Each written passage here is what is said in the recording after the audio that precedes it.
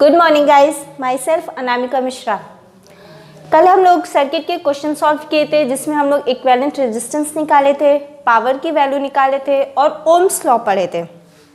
ये Ohm's law आपका बहुत इंपॉर्टेंट है, इससे मैक्सिमम क्वेश्चन सॉल्व होते हैं। ठीक है, हम लोग ओम्स लॉ पढ़े थे, V is equal to IR, और इस पे हम लोग कुछ क्वेश्चंस निकाले थे। यहाँ से हम ये देख सकते हैं कि अगर किसी भी सर्किट में दो वेरिएबल इसमें अगर नोन है और एक अननोन है तो हम इसको फाइंड कर सकते हैं। ठीक है, अगर हमें I की वैल्यू यहाँ से निकालनी होगी तो I is equal to V upon R लिख सकते हैं, और अगर R की वैल्यू हमें निकालनी होगी तो V अपॉन में I लिख सकते हैं। ठीक है, तो ये हमारा एम्पियर हो जाएगा और ये हमारा ओम हो जाएगा।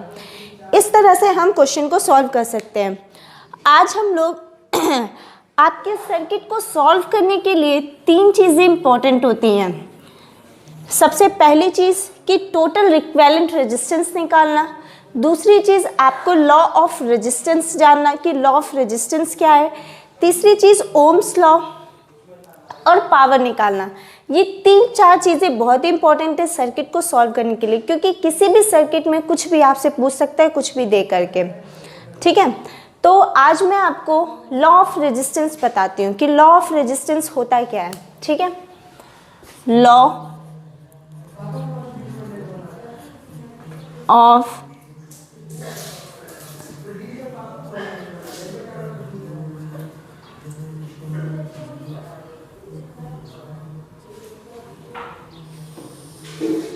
लॉ ऑफ रेजिस्टेंस क्या होता है। ठीक है, तो हमारा सबसे पहला पॉइंट है कि R प्रोपोर्शनल टू L होता है, या फिर इसको हम लिख सकते हैं ऐसे।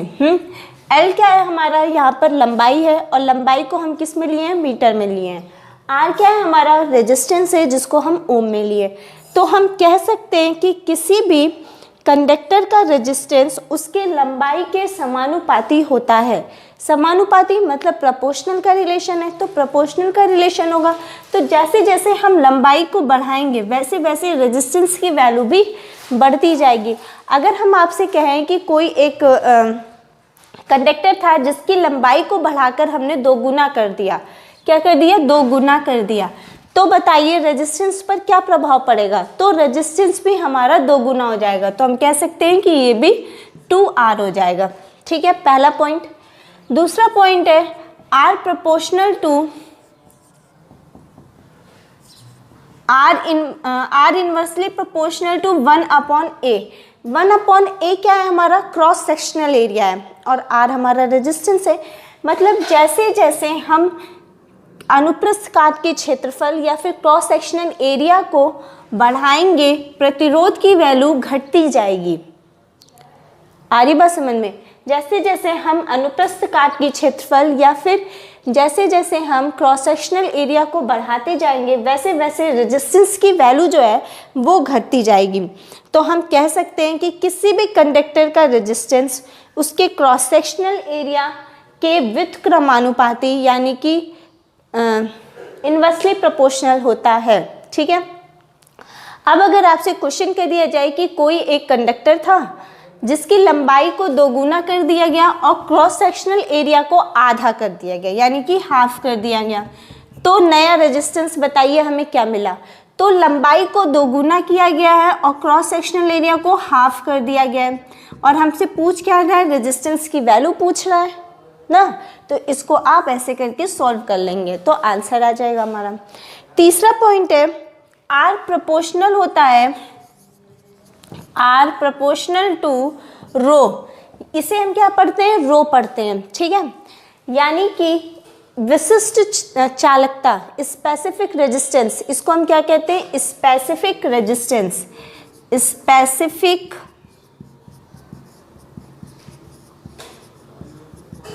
Specific resistance. ठीक है, ये क्या है, हमारा विशिष्ट चालकता या विशिष्ट प्रतिरोध भी कहते हैं। इसका मात्रक बहुत ज़्यादा पूछा जाता है। मात्रक क्या होता है इसका, ओम मीटर। ठीक है, ये बहुत ही इंपॉर्टेंट है। आपसे 1 नंबर के क्वेश्चन में इसकी यूनिट बहुत ही ज़्यादा, अगर आप IIT के प्रीवियस ईयर के पेपर उठा के देख लीजिएगा, वहाँ पे मैक्सिमम बार ये रो की यूनिट पूछी गई है। ठीक है, तो रो की यूनिट क्या हुई हमारी, ओम मीटर हुई। तो किसी भी कंडक्टर का क्षेत्रफल, किसी भी कंडक्टर में अगर हम विशिष्ट प्रतिरोध की वैल्यू को बढ़ाएंगे तो रेजिस्टेंस का वैल्यू भी बढ़ता जाता है, क्योंकि दोनों के बीच में प्रोपोर्शनल का रिलेशन होता है। ठीक है, और रेजिस्टेंस की वैल्यू किस पर निर्भर करती है, टेम्परेचर पर, यानी R प्रोपोर्शनल टू होता है T, और T क्या है यहाँ पे, टेम्परेचर है। यानी जैसे जैसे हम ताप को बढ़ाते जाएंगे वैसे वैसे रेजिस्टेंस की वैल्यू भी बढ़ती जाएगी।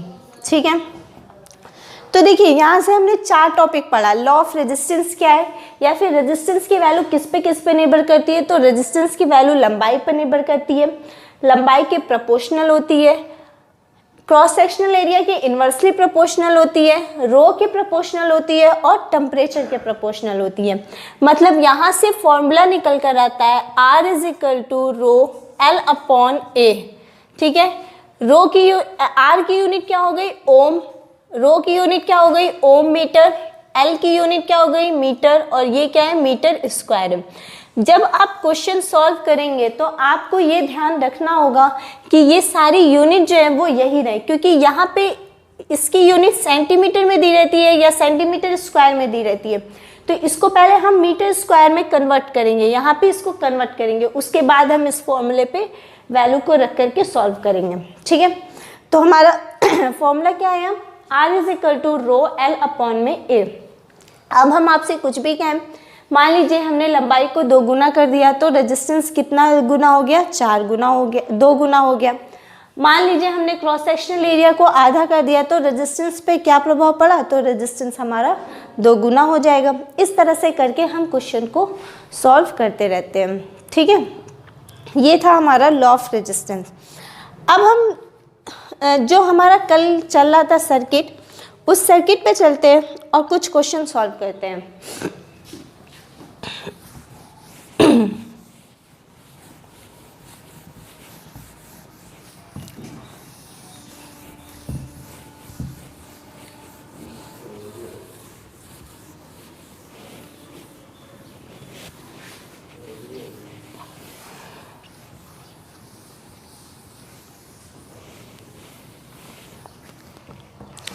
देखिए हमारा क्वेश्चन है, यदि 25 ओम रेजिस्टेंस में, यदि 25 ओम रेजिस्टेंस में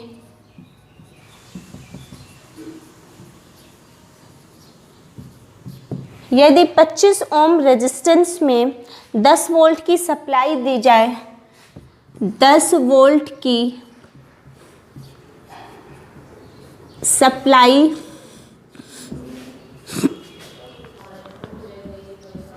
दी जाए तो करंट बताइए।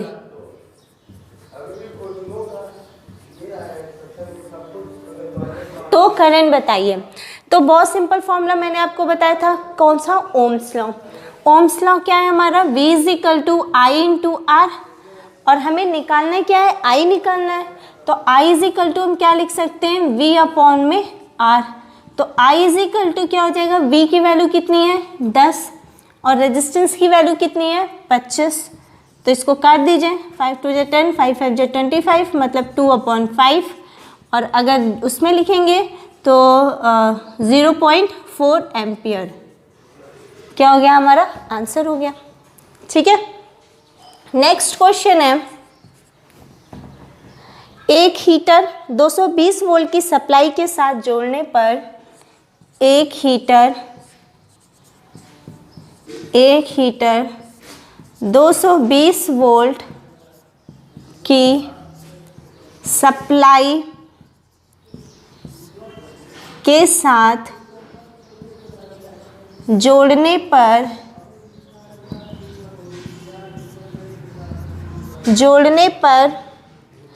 4 एम्पियर की करंट लेता है, 4 एम्पियर की करंट लेता है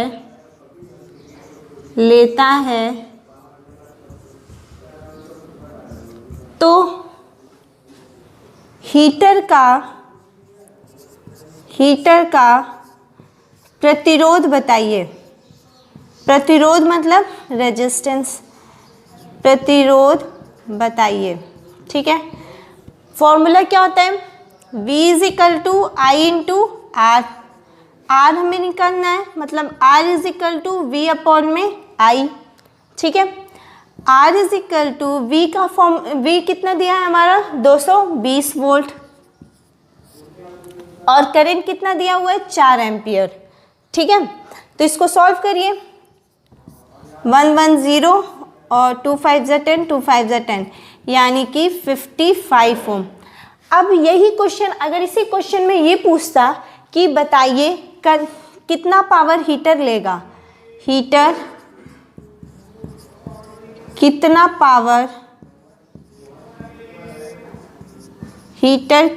पावर लेगा, तो आप क्या करते हैं? बहुत सिंपल था, P इज इक्वल टू होता है V into I. P power के 3 फॉर्मूले होते हैं, मैंने आपको बताया था। P equal to V into I, P equal to I square R, और P equal to V square upon are.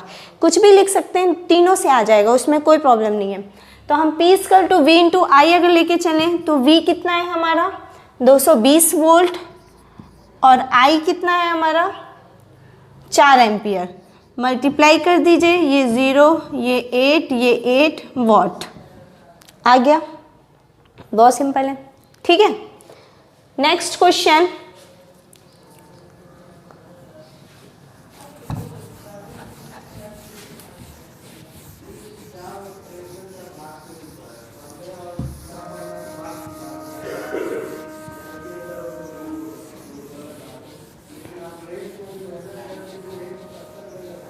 Next question है, यदि एक कॉइल का रेजिस्टेंस 60 ओम है, यदि एक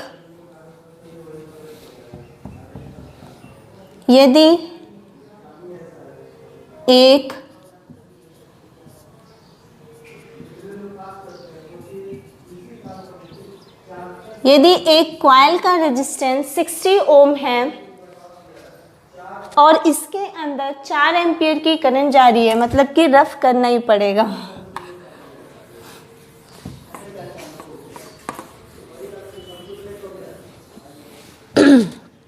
क्वेश्चन है, यदि एक कॉइल का रेजिस्टेंस 60 ओम है, मतलब कि R कितना दिया हुआ है हमारा 60 ओम दिया हुआ है, और उसके अंदर 4 एम्पियर की करंट बह रही है, मतलब कि I कितना दिया हुआ है 4 एम्पियर। तो हमें निकालना क्या है? तो उस कॉइल का वोल्टेज बताइए और पावर बताइए। ठीक है, ये सॉल्व करना है।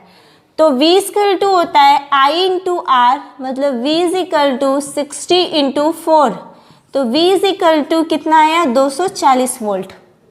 अगर हमें पावर निकालना है तो P is equal to V square upon R, तो V स्क्वायर मतलब 240 इंटू 240, और रेजिस्टेंस की वैल्यू कितनी दी हुई है 60। ये कटा, ये आया 4, ये हो गया 0, यानी 960 वॉट आ गया। ठीक है, ये हो गया हमारा आंसर। अब हम कुछ सर्किट के भी क्वेश्चन सॉल्व करते हैं, इससे आपको क्लियर हो जाएगा। देखिए,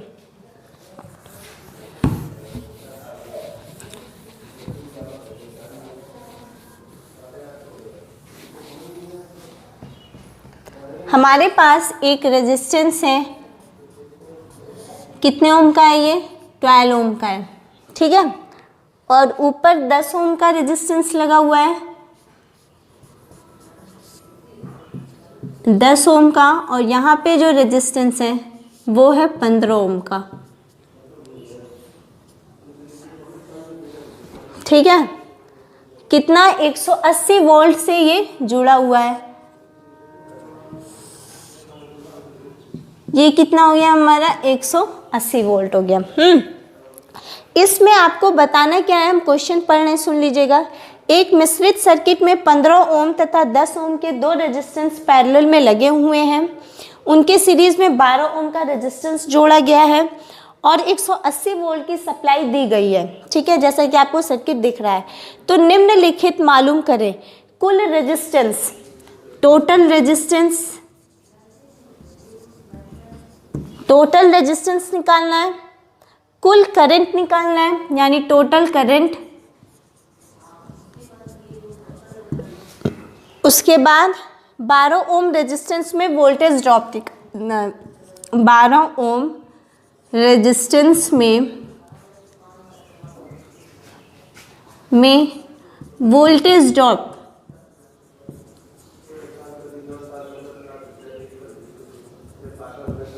ठीक है, 12 ओम रेजिस्टेंस में यहाँ पे वोल्टेज ड्रॉप निकालना है। तो सबसे पहले तो आप टोटल रेजिस्टेंस निकाल लीजिए या आर इक्विवेलेंट निकाल लीजिए। ये दोनों आपको किस में दिख रहा है? पैरेलल में दिख रहा है, मतलब कि 1/R is equal to 1/10 plus 1/15। इन दोनों का एलसीएम ले लीजिए, 10 और 15 का, ये कितना आ जाएगा? ये आ जाएगा 2 और 3 यानी कि 30, ठीक। ये हो जाएगा 3 और ये हो जाएगा 2 यानी कि 5/30, ये हो जाएगा 6 यानी कितना आया? 6 ओम आया, ठीक है। तो इन दोनों को सॉल्व करने पे कितना आया? 6 ओम आया, मतलब कि हमारा फिर से ऐसा बना। ये कितना था हमारा? 6 ओम और ये कितना है हमारे पास? 12 ओम। अभी आपको किस में दिख रहा है? सीरीज में दिख रहा है, तो इसको ऐड कर दीजिए, मतलब R इज इक्वल टू 12 और प्लस 6 कितना आएगा? 18 ओम, ठीक है। यानी कि टोटल रेजिस्टेंस हमारा कितना आ गया? 18 ओम आ गया। नेक्स्ट हमें क्या निकालना है? टोटल करंट निकालना है। तो I इज इक्वल टू होता है V अपॉन में R। V का कितना है? 180 वोल्ट और अपॉन में 18, ठीक। ये कटा, कितना आया? 10, यानी कि 10 एम्पियर हमारा करंट हो गया। अब हमें और क्या निकालना है कि 12 ओम में, मतलब कि इस 12 ओम में कितना वोल्टेज का ड्रॉप हुआ। तो वोल्टेज ड्रॉप का फॉर्मूला क्या होता है? V is equal to, voltage drop का फॉर्मूला क्या होता है? Voltage drop is equal to V into I, ठीक है। फॉर्मूला क्या होता है? V into I. तो V को हम क्या लिख सकते हैं? 180 और I कितना है हमारे पास? 10। वोल्टेज कितना है हमारा? 180 और I कितना है? 10। तो वोल्टेज ड्रॉप कितना आ गया? 1800 वोल्ट, ठीक है। आई बस समझ में? इस तरह से हम क्वेश्चन को सॉल्व करते हैं। अच्छा, अगर आपसे यहाँ पे 10 ओम में वोल्टेज ड्रॉप पूछता तो सबसे पहले आपको इसमें कितनी करंट जा रही है ये निकालना पड़ता, क्योंकि यहाँ तक तो आपको पता है कि 10 एम्पियर की करंट आ रही थी, यहाँ तक तो 10 एम्पियर की करंट पता है, लेकिन यहाँ से 2 पार्ट में वो डिवाइड हुई, तो करंट भी अलग अलग आएगा, है ना। तो करंट अलग अलग आएगा तो वोल्टेज ड्रॉप भी अलग अलग आएगा। इस तरह से हम क्वेश्चन को सॉल्व करते हैं। एक क्वेश्चन और देख लीजिए।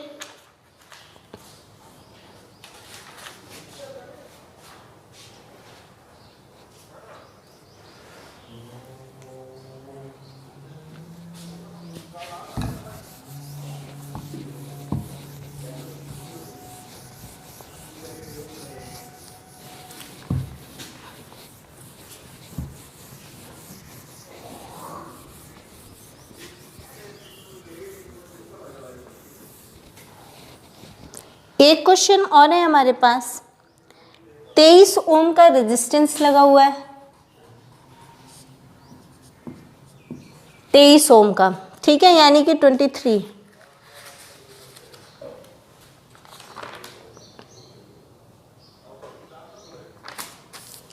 और यहां पर है रेजिस्टेंस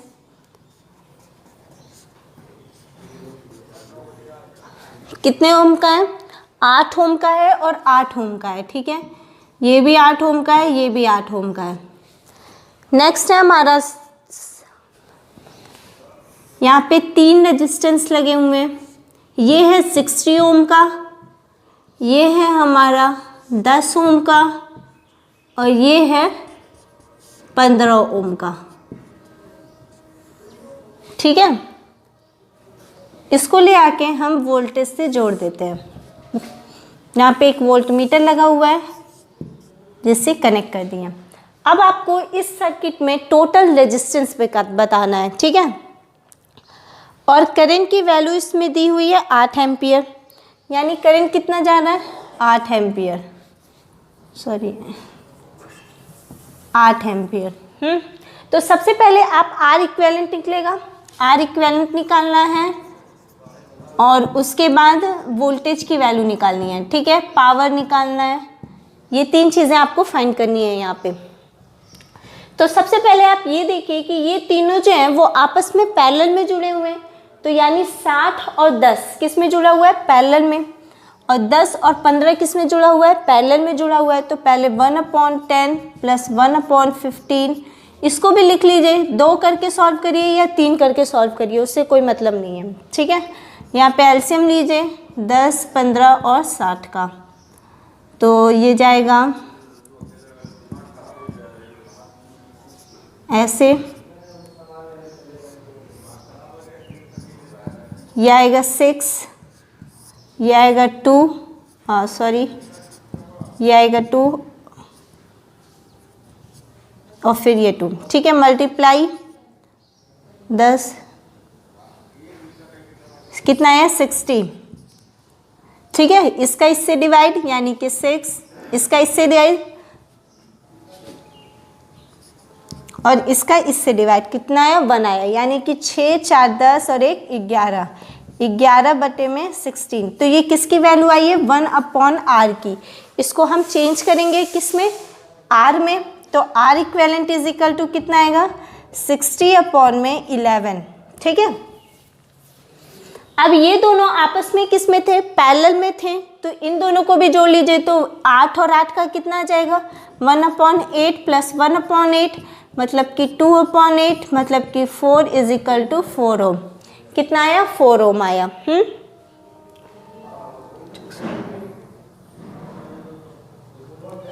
अब हमारी सर्किट कैसी बनी, कुछ ऐसी बनी, ये कितना है 23 ओम का है, ये कितने का है 4 ओम का है, और ये कितने का है हमारा 60/11 ओम का है, ठीक है।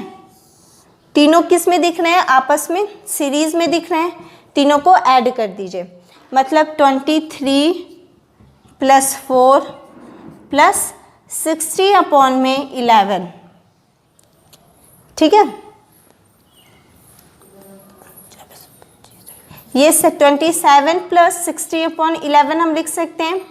यहाँ से हम 11 क्या करिए एलसीएम ले लीजिए और 27 में 11 का मल्टीप्लाई करिए,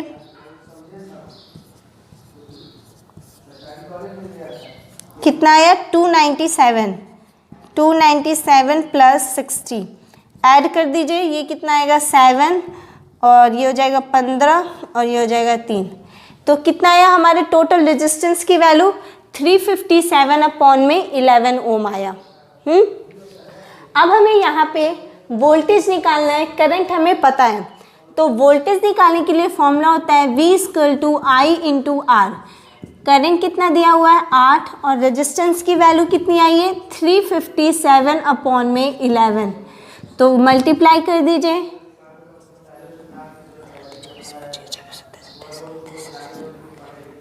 26, यानी इतना आया हमारा कितना